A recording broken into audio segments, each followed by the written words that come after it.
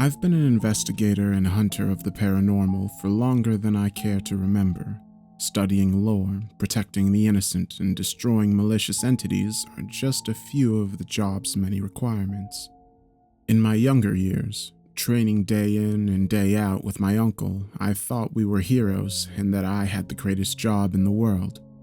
Now that he's dead, along with most of my friends and family, I'm not so sure.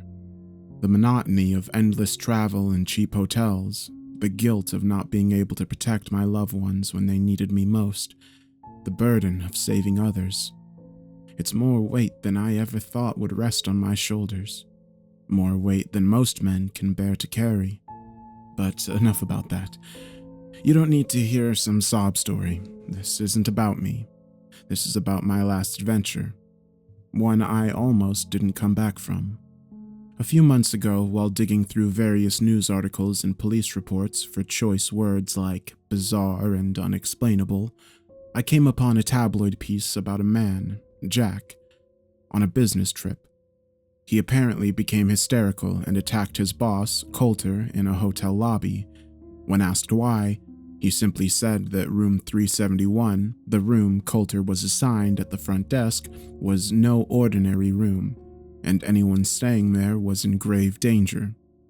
He said he was trying to protect his boss by explaining the situation while pulling him away and out of the hotel. Coulter resisted and fell to the floor, breaking his arm. He didn't press charges, but needless to say, their business trip and relationship was no more. Normally, I stay away from these kinds of things. More than not, they tend to be the product of nutcases. This one had all the markings of an overtired, overworked man on the verge of mental breakdown. Still, it piqued my interest. With no other pressing cases on the table, I decided to look into it, if for no other reason than to placate my curiosity. A quick bit of research revealed that the Covenwood Inn, the hotel where Jack and Coulter were staying, only had 2 floors with room numbers ranging from 101 to 256. There was not, nor had there ever been, a room 371. This wasn't enough to build a case, but it was strange nonetheless. I couldn't find any contact information for Jack, but I found an email for Coulter on a site dedicated to networking for investors and business leaders. He responded, but only gave me a brief account of the incident, not wishing to discuss specifics. In his summary, however sparse, even he described being handed a keycard for room 371 before Jack grabbed him. The plot was thickening. The next order of business was to call the hotel. I did this on 3 separate occasions spread out across the week with 3 different aliases and spoke with 3 different staff members ranging from entry-level to management positions. In the hunting business, this is known as the rule of 3. Provided you can sift through the bullshit and identify the potential truths within, it allows for a higher chance of information retrieval without raising suspicion. It works even better if you can act and change your voice accordingly. Call number 1 was to the hotel manager. As I suspected, no matter how persistent I was, she would not comment on the matter. Call number 2 was made to lower-level management in the form of Tammy, a shift supervisor. She wasn't working on the day in question, but had heard a lot about it from coworkers. She said Jack was a lunatic, kept screaming about a list of rules in his hotel room. I wanted to pry for more, but we were disconnected. I'm fairly certain I heard the manager come over and scold Tammy before the line went dead. Call number 3 was to the front desk. For this one, I decided on a backhanded approach. I would attempt to book the non-existent room 371 to see if the clerk would bring up the incident on his own. Upon dialing, the voice that met my ear was steady and emotionless. Thank you for calling the Covenwood Inn. How may we be of service? Is it possible to book a specific room? Of course, sir. Which room would you like to stay in? Room 371. One moment. There was a brief pause and the faint sound of tapping at a keyboard. Room 371 is available tonight and every night going forward. Would you like to book your stay? Impossible. Did I call the right place? Was my information wrong? So you're saying room 371, that's 371, is available? Yes, sir. Tonight and every night. And this is the Covenwood Inn in Massachusetts. Indeed it is. And your hotel only has 2 floors with room numbers 101 to 256, right? Correct, sir. How then is there a room 371? There was another pause, this one considerably longer than the previous. Thank you for calling the Covenwood Inn, where we always hope you enjoy your stay. Goodbye. Well, I'll be damned. Despite my doubts, it looked like I had found my case. I just needed to do a little more research before going out on a full-fledged hunt. Most entities travel. It's doubtful that this one struck once and then moved on. If I could find its signature and establish a pattern, I could probably pick up its scent and predict its next attack. All I had to go off was Tammy's second-hand account of Jack screaming about a list of rules. That would have to be my starting point. And down the rabbit hole I went. 5 days of non-stop research and I stumbled upon the motherlode of paranormal activity. Dozens of accounts of mystery survival guides left in apartments, hotels, and workplaces. Strange sets of rules with a sizable body count left in their wakes. My next move was clear. I had to call Al. Al was an old soul who'd been around the paranormal block more than a few times. His hunting days were behind him, but he was a walking encyclopedia of knowledge. If anyone could shed some light on these lists, it was him. Al's recognizably scruffy voice cut through the receiver after just one ring. Henry, you bastard. How the hell have you been? Glad to know you're still alive after all this time. Would it kill you to pick up the phone once in a while? I know, Al, I'm sorry. I caught up in a gig, you know how it is. How's your heart? Still giving you trouble? Of course. But you and I both know I've been through worse hell than a few clogged arteries. To what do I owe this call anyway? I'm sure you didn't reach out to discuss my declining health. I've uncovered something big, Al, and I need your help. Must be big if you're calling me instead of diving headfirst with no parachute like you usually do. Al was referring to a particular case we worked together years ago, his last one in the field. I was a foolish and cocky son of a bitch. We followed a bad tip I received from a less than reputable source and found ourselves smack dab in the middle of a dense forest surrounded by a coven of dreamwalkers. They're nasty creatures with an appetite for children's nightmares, only attacking the waking under the light of a full moon, which just so happened to be the case on the night we went out there. It was a trap, and we walked right into it. We managed to kick and claw our way out, but just barely. Al took most of the onslaught. I carried him out to the main road where we were picked up by a passing truck and brought to a hospital. The physical damage was healed, but Al was never the same after that. He never said as much, but I swear he blamed me for what happened. Even if he didn't, I did. I can't ever forgive myself for that one. There are these strange survival guides being left in random locations across the country, and they're racking up quite a body count. I don't know if it's... Al interjected with a heavy sigh. I know exactly what you're talking about. You should probably swing by my place to talk more about it. Al, you're across the border, over 300 miles from where I... Damn it. Al was a stubborn man, and a lonely one at that. He probably just wanted to visit, and I couldn't really blame him. After all, I was the reason he turned into an old hermit in the first place. Whether it was the guilt over breaking his spirit years ago or my lack of options, I made that drive and crossed state lines on my way to see Al. If anything, it would at least be good for him. It was just how I remembered it. A perfect little cottage tucked away in the middle of nowhere, far away from the outside world. Not the house you would expect a hunter to live in, but that's how Al liked it. Small and quaint. I think it reminded him of his late wife, Ellie. She used to talk about a dream home like this one, if memory serves. Al rushed out to greet me. "There you are, you bastard. Get over here." He pulled me into a bear hug. I reciprocated, happy to see him in person for a change. "All right, Henry, let's go in and talk shop." Al brought me inside, where I sat on the sofa. He brought me over a TV dinner, a common meal in our trade, and a beer before sitting down in the chair opposite to me. "Okay, Al, what do you know?" "This is big. You were right about that, but..." He threw me a concerned look. indicating I might not like what he had to say. Come on, Al. I drove hundreds of miles to hear this. It better be good. Define good. Out with it, Al. Good news is I know what you're dealing with. I swear the man dragged on simple responses just to keep me from leaving too soon. That, or he enjoyed dangling fresh meat over my head just to watch me swipe at it and miss. Probably a little both.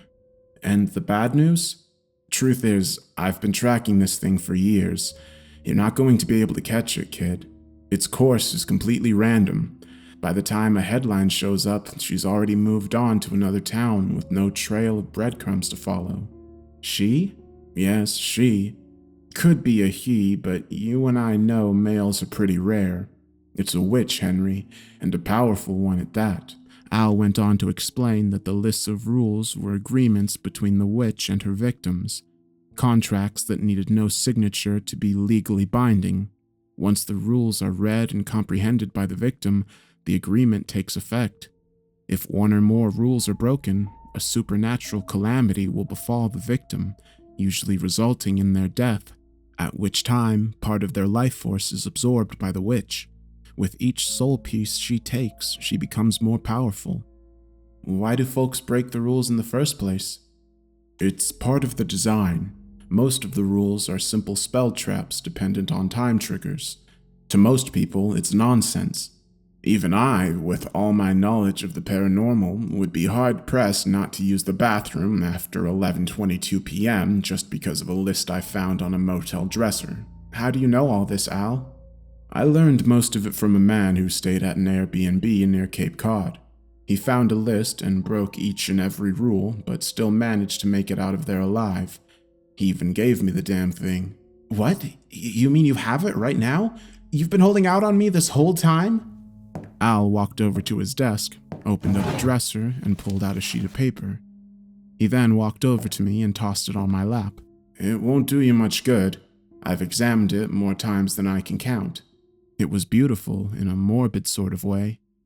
I had been studying the case for so long, it felt amazing to have a piece of the story in my hands, a physical piece of evidence I could inspect with my own eyes. It feels different from normal paper, wouldn't you say, Al? It's papyrus. I imagine the other lists are made of it too, necessary for the spell. I turned it over and noticed a dark splotch near one of the bottom corners.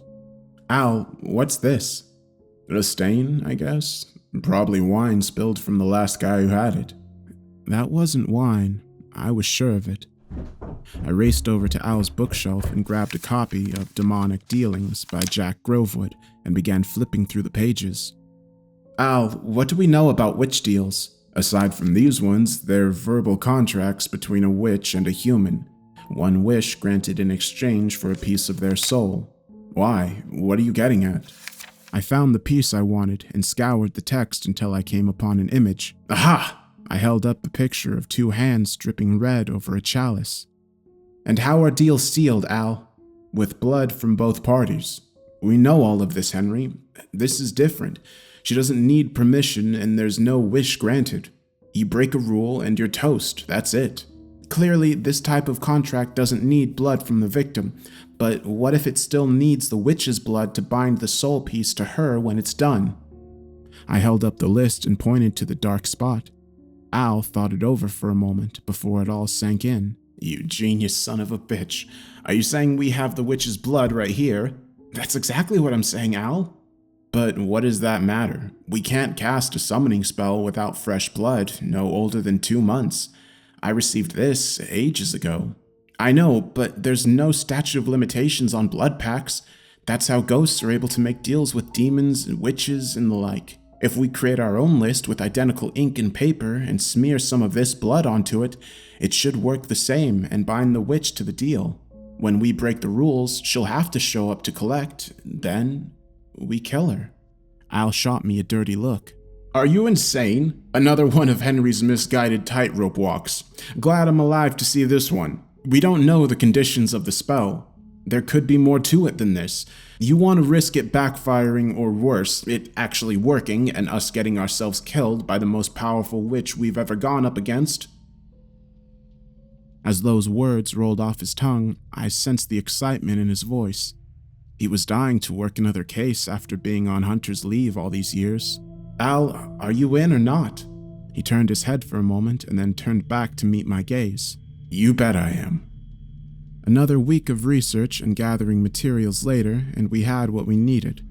Witch-killing instruments, stakes soaked in the Dead Sea and welding torches, and a new list of rules uniquely equipped for Al's cottage. 1. All lights off by 10:41 p.m. 2. Leave the bedroom door closed at all times. 3. Do not step outside after sunset. 4. If anyone knocks at the front door after 3:45 p.m., do not answer it. 5. If your television set is on, do not turn it to channel 9. After spreading a sample of blood from the previous list on the back corner, we got to work breaking as many rules as we could. 12 hours passed. We left the lights on all night, opened the bedroom door, turned the TV to channel 9, which was just plain static, and walked outside after sunset. Then we waited for an inevitable knock at the door. It never came. We waited and waited and waited, sitting on the sofa with stakes and torches in hand, but there was no activity, none whatsoever. Even without knocking, something should have happened. We had broken 4 of the 5 rules. At 2 o'clock in the morning, Al turned to me and shook his head. "Looks like it was a bust, kid." Just as I was about to swallow my failure and admit defeat, a gust of wind pushed the front door open, and a clean-cut man in his 50s, gray hair, gray mustache, waltzed in with a smile on his face. It looked as though it was a male witch after all. "Hello, boys. Looking for me?" Al and I raced over and pushed our stakes through him. There was no effect. We then held our torches up and attempted to burn his skin. Again, no reaction. This was not good.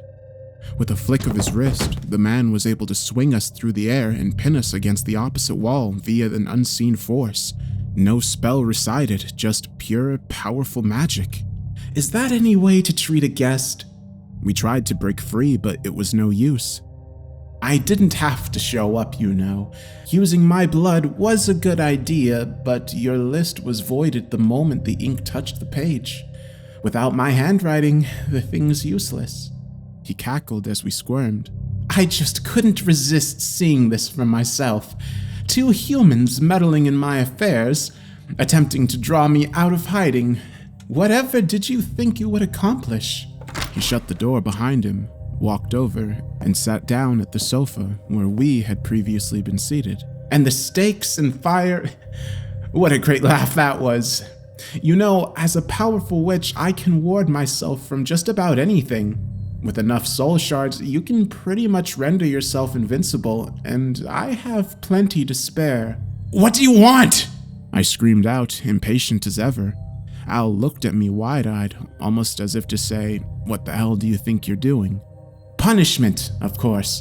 You may not have broken the rules of one of my actual contracts, but that doesn't mean I can't dole out some just desserts. And then there was a knock at the door. What's this? The witch said in a delighted tone. It looks as though we have more guests. Please, come in. The door swung open and 2 figures walked in. 2 figures I recognized. It was none other than my uncle and Al's wife. They walked over to us and the witch released his hold on us. Aren't you happy to see your loved ones back from the dead? Without warning, their forms changed. Their fingernails changed to claws that bent and curved towards the carpet. Their mouths opened at unnatural angles, revealing rows of sharp teeth that protruded outward. Finally, their eyes met at the center of their heads, creating a single pool of yellow light swirling into itself, a life all its own. Then they attacked.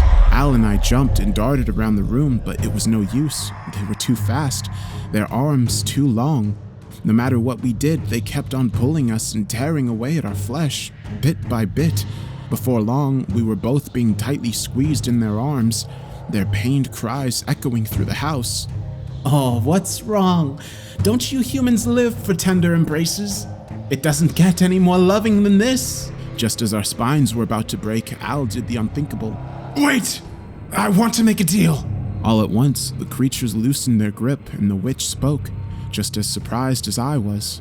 Oh, now that's something I didn't expect. Tell me, Al, what did you have in mind? A piece of your soul for your safety? Sorry, but that just isn't worth it. I'd rather see you bleed. Al looked over at me as a single droplet rolled down his cheek. Let the kid go. You can take me now. The whole damned soul, it's yours. The creatures vanished and the witch's face lit up. Al, what are you doing? You can't. The witch put his fingers together and my mouth was clamped shut. Sorry, kid. I'm getting too old for this. I'm tired. My wife's gone. My daughter's gone. You're the only family I have left. The witch chimed in. You have yourself a deal. Al looked over to me one last time with a smile. At this point, my face was soaked in tears. I never blamed you. I may not be your dad, but I would have been proud to call you my son. And with that, they disappeared. I fell to the floor, breathless. It was over. There was nothing I could do. Somehow, some way, that witch will die. I will bleed his corpse, rip apart the flesh, bury the bones, and salt the earth if I have to. And I'll tell you what, I'm going to save Al while I'm at it. Whatever it takes. Mark my words.